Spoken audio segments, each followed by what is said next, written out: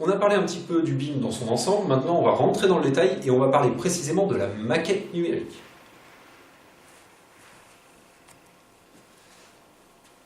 Bon, voilà un exemple de présentation qu'on pourra avoir dans une maquette. La maquette numérique n'est pas le BIM. Et le BIM n'est pas une maquette numérique. Une maquette numérique est la représentation géométrique en 3D intelligente et réalisée sur ordinateur en vue d'analyser, de contrôler et de simuler le comportement de l'ouvrage avant, pendant et après travaux. La maquette est l'élément support essentiel sur lequel s'appuie le processus BIM. La maquette est un outil dans une méthode de travail. Dans cette maquette, on a toutes les informations qu'on avait avant pour un projet, mais qui étaient séparées.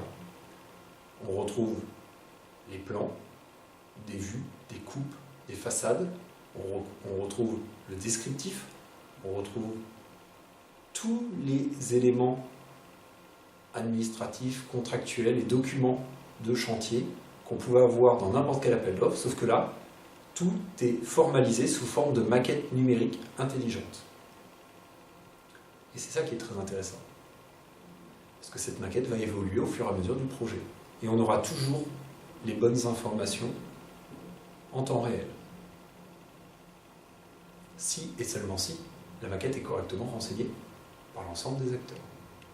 Et c'est là où on va voir qui la renseigne, comment ça se passe, parce que selon les différents types de projets, tout le monde n'intervient pas de la même manière et avec le même niveau d'utilisation dans un processus.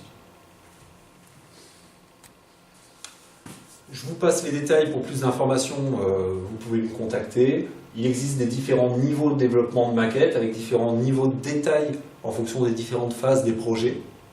Donc il faut le prendre en compte.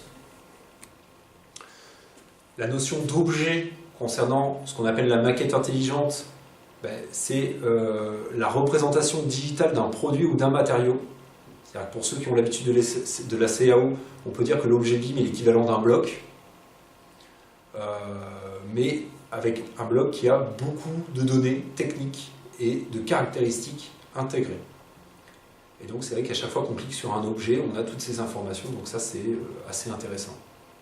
Plus d'informations, il existe des bibliothèques d'objets que vous pouvez télécharger directement sur Internet, donc BIM & Co, DATBIM, Polantis. Le problème c'est qu'aujourd'hui, comme la norme qui définit les caractéristiques qui doivent être intégrées aux objets n'est pas terminée, les industriels n'ont pas encore une bibliothèque fournie. Ou alors ils ont des éléments, mais on n'a que la 3D géométrique. On n'a pas les caractéristiques techniques. Donc c'est dommage. Et en plus, il y a la problématique des appels d'offres publics, où là on doit avoir des bibliothèques génériques d'objets, qui complexifient un petit peu cette histoire d'objets. Donc ça, ce sera réglé fin 2017, début 2018. On devrait avoir quelque chose de bien fourni, mais en attendant, on trouve assez peu d'informations sur ces bibliothèques.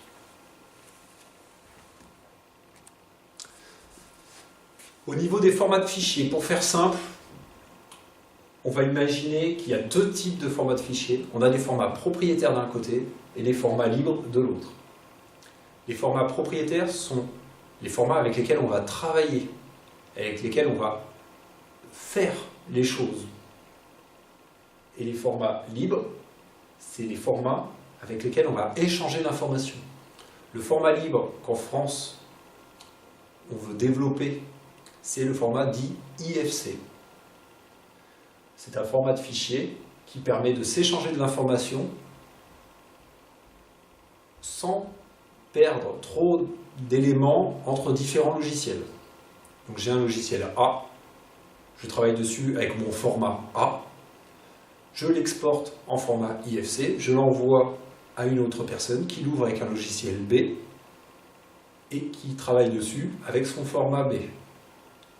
Il le réexporte en format IFC à la personne A qui lui retrouve les informations et ainsi de suite. Ça ne marche pas aussi facilement que ça en vrai, mais dans la théorie, c'est un peu ça l'idée. Pour conclure sur la maquette numérique est au processus BIM ce que le squelette est au corps humain, c'est l'ossature, c'est essentiel. C'est la maquette numérique qui sert de point central pour l'ensemble de la méthode de travail pour un projet BIM.